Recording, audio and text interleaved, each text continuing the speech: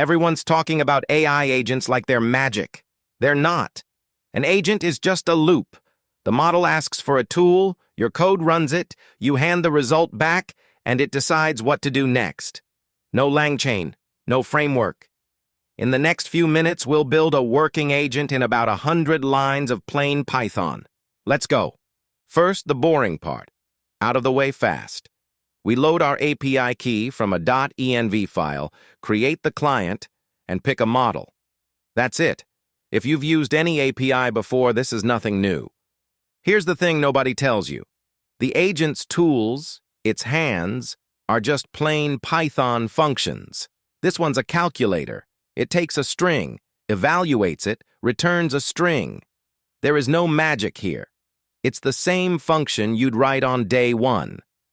Now the part that actually matters. How does the model know this tool exists? You tell it. 3 things, that's all. A name, a description, and an input schema. The name is the function it'll call. The description is when to use it.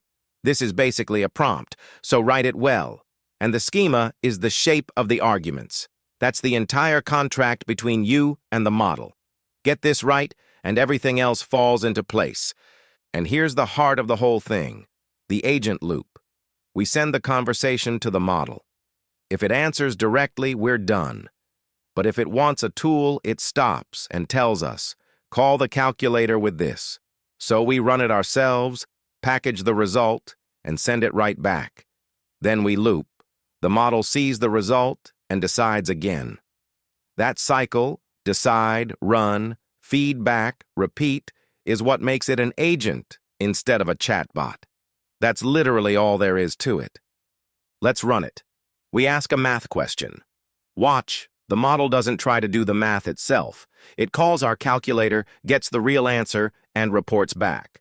Same with the savings question. It builds the expression, runs the tool, done. That's a real agent from scratch, no frameworks.